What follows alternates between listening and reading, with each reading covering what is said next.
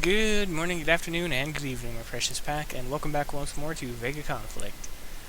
We're going to go ahead and we're going to go through the prize list and targets recommendations, even though the event is almost over and this should have come out so much sooner. At the moment, I haven't had a chance to test any of the targets for the lower levels using the fleet I recommended. I might try and do that later today, before the day ends, and make sure the video gets out tomorrow morning before the event ends, so you'll have a chance to at least farm a little bit using the fleet. So let's go ahead and let's hop right into this. First up on the recommendation is always going to be the newest tech, and that is going to be the Plexus Carrier, the Kaon drivers, as well as the Kaon driver target. We're going to go ahead and show it real quick.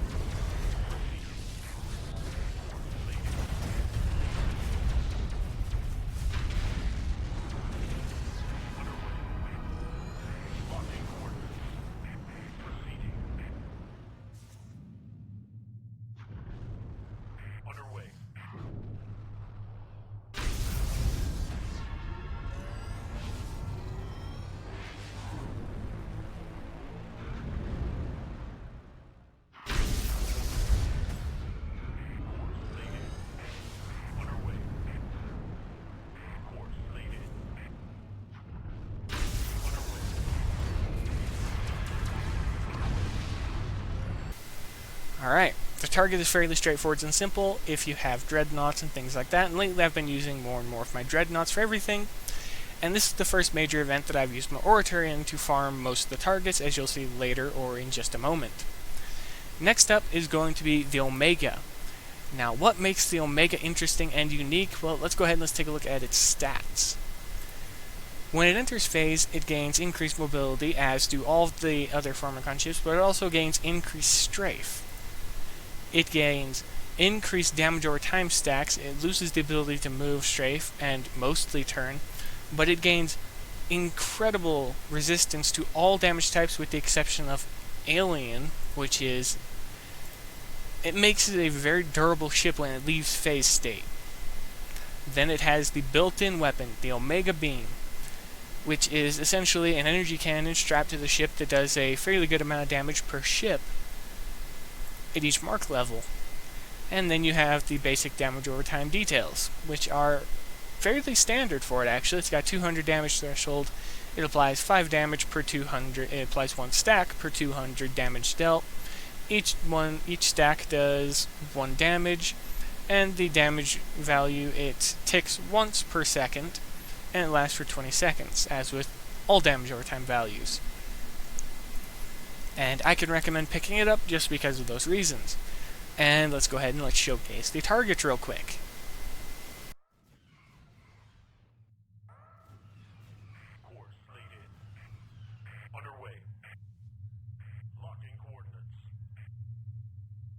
Course laid in. Underway. Locking coordinates. Relocating. Locking coordinates. Course laid in. Underway. Proceeding. Course laid in. Relocating. Underway. Course laid in. Underway. Locking course laid in. Relocating. Underway. Locking coordinates.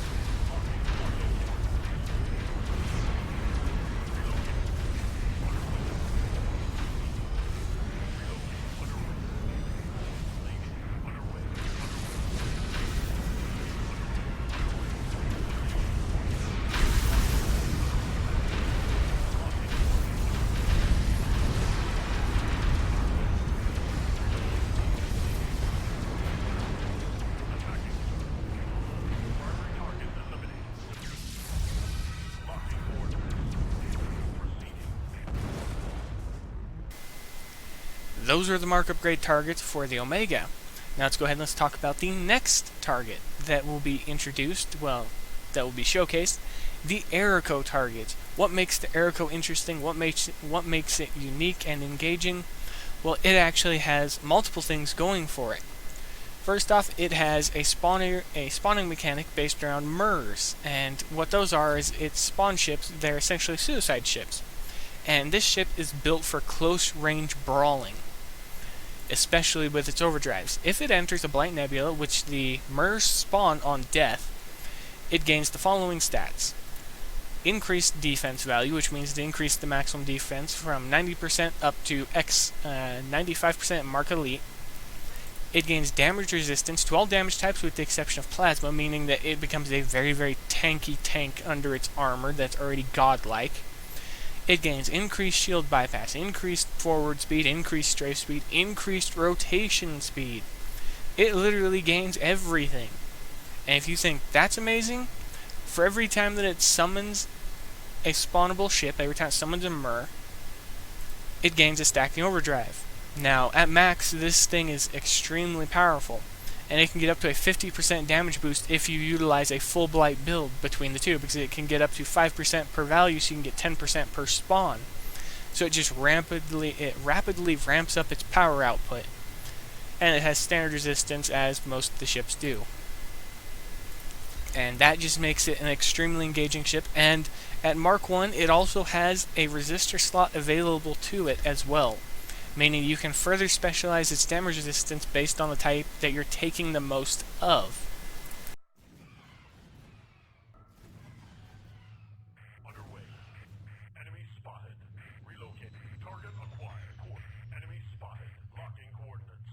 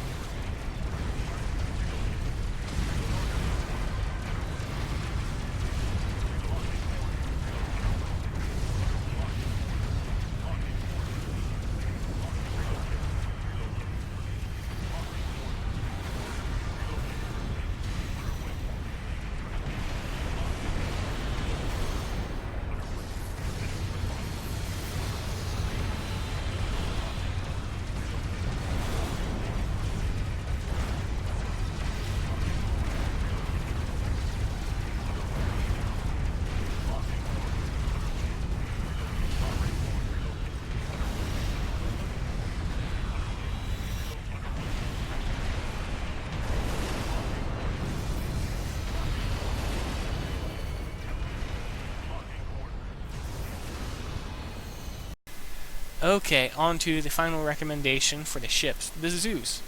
Now, the Zeus doesn't have the novel features that you'd expect of the Omega or the Eriko. It actually lacks most novelty in favor of simplicity. It is extremely easy to explain. It has two primary features: an overdrive that focuses on the glance cannons that were released with it, and shield regeneration. Now, its overdrive as well as its built-in thing, I combined the two because they both essentially affect only, and I do mean this, only the ricochet mechanic. This is the end result. What it does is it gains increased shield regeneration, even though the shields can be overpowered fairly easily, even by Pharmakon ships in PvP, because, I mean, the shells are trash and everybody knows that. They're still good in PvE, because they can take the damage and most targets won't focus on a single Zeus unless you force them to. And it gains increased weapon speed to cannon weapons. It gains shield regeneration, and it gains absolute defense. So this is where it becomes really good against NPC targets, because most of them do not specialize in bypass damage, especially the Pharmakon. Ricochet details, it just makes it so that the ricochet angle is 360 degrees instead of the default, which is 180 if you use a glance cannon on the ship, and this is only to the ships immediately behind the target. In this case, it ricochets to every target, and it has increased ricochet, so it just bounced around a little more. And that's it for the Zeus. Like I said, it really doesn't have any other novel features. It just kind of exists in the same plane as the Eriko and the Omega.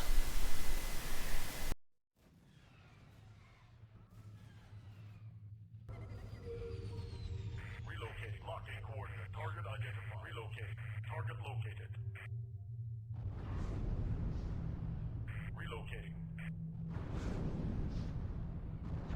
Proceeding. Underway.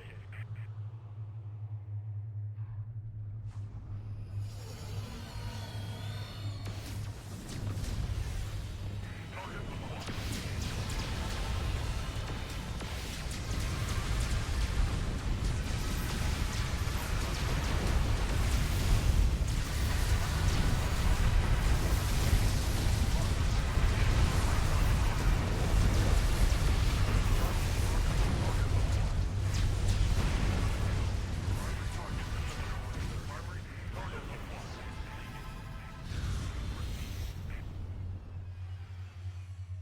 Proceeding. Target identified.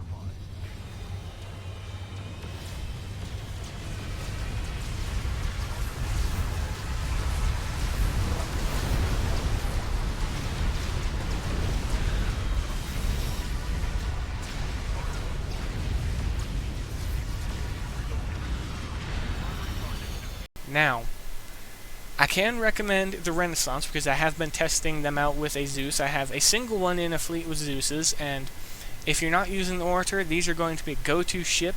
However, you're going to want a carrier that is specialized in boosting shield defense for your fleet, because the drawback of the Renaissance is it lacks shield defense. It gains 5%, so it's not a powerful 100% like the Zeus, so it still takes damage through its shield. And it is specialized only against Pharmakon because all the damage over time value, the damage stacks, things like that, they have to be... Pardon me for just a moment.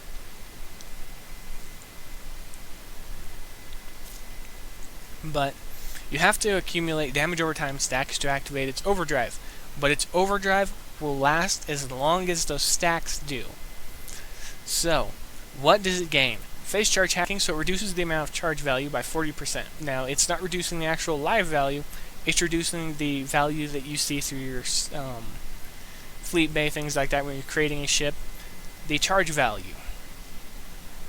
And it will reduce that value by 40% of the current value, which will allow you to slow down most fleets to inflict a little more damage to their screens before they bail. It also gains plasma resistance, which is a novel feature that the Zeus actually could have used. However, due to the resistance lacking in every other regard, it's not all that viable for most setups.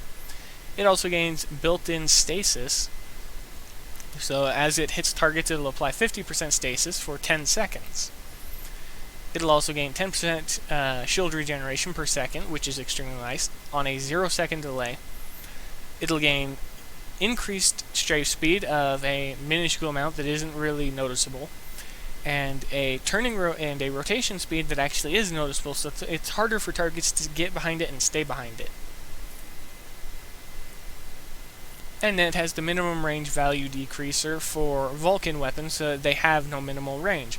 So they work well with all kinds of weapons, because if you mix a Vulcan and a driver, it has no blind spot, but then it has the long range firepower of both. If you mix it with a cannon, then it has no blind spot, and it can still fire with both.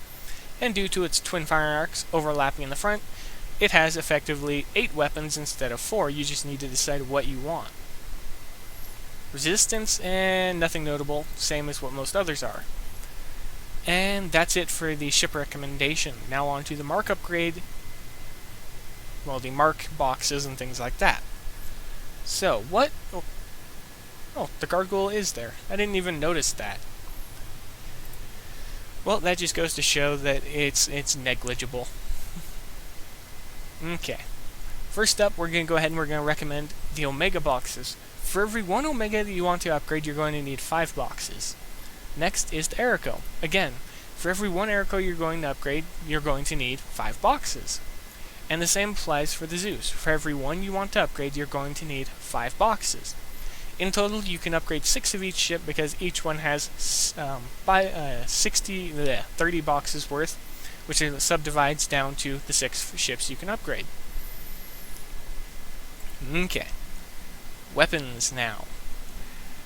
With the Plexus carrier, we're going to be taking the Kaon driver's hammer missiles. Now for the build I went with specialized against Umbra, so I went with plasma Kaon drivers, a mixture of level 2s and a level 1. So I could recommend that you use the same build as me, but as I found out, it has a stupidly long build time. So I'm going to instead recommend that you utilize and purchase the level 1 Kaon drivers in favor of a larger number of drivers, or a decent amount of damage per shot, but also a lower build time. It'll also allow you to utilize stronger screens and things like that. Next up is going to be the Prime Vulcan level 1 through 3. And this is because with the Renaissance, I've been using it mixed with glance cannons, all Xeno builds, and because I've been testing a few different builds out on the Orator, and the solid damage output of the Prime Vulcan when mixed with a glance cannon, it just, as you saw before, it just eats the targets alive. Okay. Specials now. Now here's one that I can recommend. Thermionic Filament. Level 1 and level 2 because it is overall a good addition for Vulcan weapons, increasing their projectile range and their flight speed. Phase Charge Relay 1 and 2. A very good addition to most Pharmakon ships for the later markup levels, but not really for the Mark 1 or Mark 2 builds. Apex Impaler. Now, this I've always wondered... Okay. We're just going to go ahead and we're going to share thoughts here. Something that I never really thought was a intriguing or an intelligent idea by the development team was the introduction of the Umbral fleets relying heavily on their blight weapons having only reusable item specials. And one thing I would recommend is that the development team to actually go through, turn all currently existing reusable items for the Umbral faction of level 1 and level 2 into credit items, allow the credit items to be crafted via, if you have the base blueprint, make it so that the Apex Impaler actually has a different variation that affects kinetic, driver weapons, things like that, and allow the version we see here, the Apex Impaler, the Blight version, to be the specialized version that is crafted as a credit item within the workshop. Now, can I recommend the Apex Impaler? No. Not really, because I still don't use it very often. I use the... I can't even remember the name of the missile special of theirs that I actually use more often on most of my ships. Sunder Thrusters. Well, had they had Magnetic Collar here, it would have been recommendable because Magnetic Collar and the Sunder Thruster, they go hand in hand together because one essentially counters the other's negatives to the ablative. and in general it just makes it so much better to use. However, they just don't have it here. Okay, armor, shield, screens, things like that. Make sure you pick up the level 1, level 2 of all of these, with the exception of the deflector shell, because unless you're going to be building a destroyer build, I wouldn't recommend it. You could actually use armor under your shields and use plasma and things like that, and you'd have better defense. Okay, armor, again, the same thing. Pick them all up because you can utilize them in different ways. The siphons, had they not been kinetic, I would have been able to recommend them. Had they been part of the RPS system, for instance, so Xeno damage, plasma damage, or blight damage, I would have been able to recommend them because it would have further specialized exactly which damage types you could take, and more or less tank reliably. Gold event prize boxes. Alright, this is going to be an interesting one. So, exactly what is it that we have here? The gold prize boxes are actually full of individual items. You can only get one per box you buy, but in turn they will help with progression, because they contain fully built ships, credit items to fit said ships, and equipment, different things for different ones. And the same holds true to the silver event box. Pre-built ships, weapon credits, and special credits.